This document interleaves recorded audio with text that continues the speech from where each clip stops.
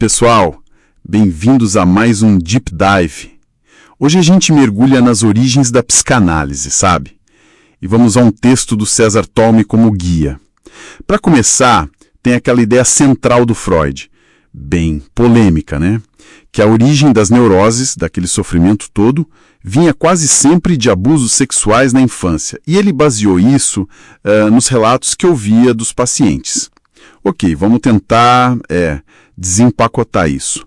Nossa missão aqui é entender como isso surgiu, as idas e vindas do pensamento dele, a própria autoanálise, enfim. E já começou concreta, né? Porque o Joseph Breuer, que era colega e um mentor do Freud no início, ele discordou feio dessa ideia de focar só no abuso sexual. Para ele, era simplificar demais a coisa toda. Essa briga foi séria, sabe? E acabou levando ao rompimento dos dois. Exato. E para o Freud a coisa ficou mais intensa ainda, né? Lá pelos 40 anos, ele entrou numa crise pessoal, teve depressão, enxaqueca, e ele começou a perceber nele mesmo alguns sintomas que via nos pacientes, tipo histéricos. Aí aplicando a própria teoria. Nossa, ele chegou a uma conclusão bem dolorosa, que o próprio pai talvez tivesse sido o abusador. E isso jogou numa autoanálise profunda. Foi aí que ele começou a fuçar nos próprios sonhos. Teve o sonho da Hela, que ele ligou com a filha Matilda, e um medo ou desejo, incestuoso, e outro sonho mais antigo, de infância. E se era bem estranho. A mãe dele era carregada por umas figuras com bicos de pássaro. Freud pegou uma semelhança de som lá no alemão entre pássaro e umas gírias para sexo, e interpretou como o desejo pela mãe reprimido.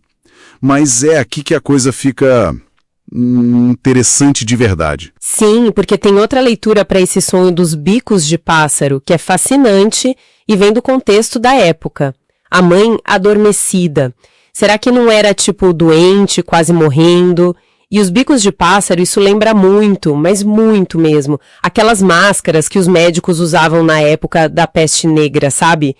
Em Viena no século XVII.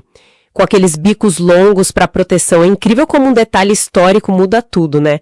Será que o medo no sonho não era culpa sexual, mas aquele pavor que toda criança tem de perder a mãe? A interpretação do Freud pode ter sido influenciada pelo foco dele na sexualidade, que já estava ali, e a dessa autoanálise talvez um pouco enviesada que vem o famoso complexo de Édipo. Embora a fonte diga que apesar dessa origem meio torta, a teoria em si é considerada muito acertada, muito relevante ainda hoje. E tinha mais gente influenciando, né? O tal do Wilhelm Flix, um biólogo. Hoje as teorias dele são bem bizarras, tipo a neurose nasal reflexa, que ligava nariz com genitais. Uma coisa assim. E o Freud trocava muitas cartas com ele, buscando uma aprovação, quase como um filho buscando do pai, sabe? A psicanálise depois chamaria isso de transferência, né? Projetar sentimentos antigos em figuras atuais. Essa relação com Fliess parece que reforçou o foco sexual do Freud por um tempo. Mas olha que interessante, ele mesmo evoluiu depois. O Freud acabou admitindo que o Breuer tinha lá sua razão, ele começou a pensar que em muitos casos talvez não fosse abuso real, literal, mas sim fantasias de abuso, que vinham de afetos infantis reprimidos e que apareciam como se fossem memórias, sabe?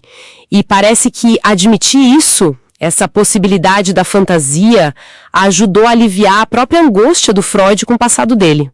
Se conectarmos isso ao quadro geral, faz sentido. Então, isso levou ele para onde?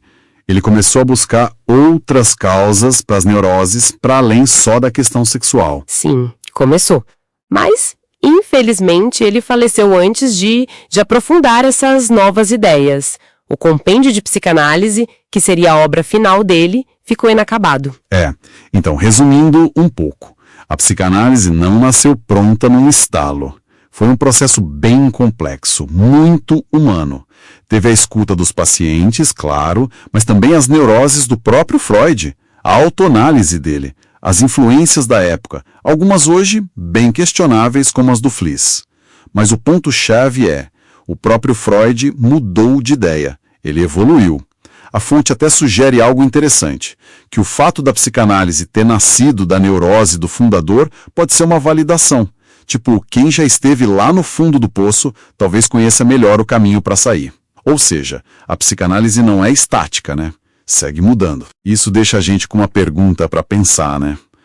Inspirada aí na fonte. Se a gente sabe que a psicanálise nasceu, em parte, das lutas do próprio Freud, e que ele mesmo viu que precisava ir além das primeiras ideias, o que isso diz sobre como as teorias, principalmente as que tentam explicar a mente, precisam evoluir, como elas têm que se adaptar e, mais importante, estar sempre abertas a serem questionadas, até refutadas, para continuarem sendo ciência de verdade, e não só um dogma. Fica aí a reflexão para todo mundo.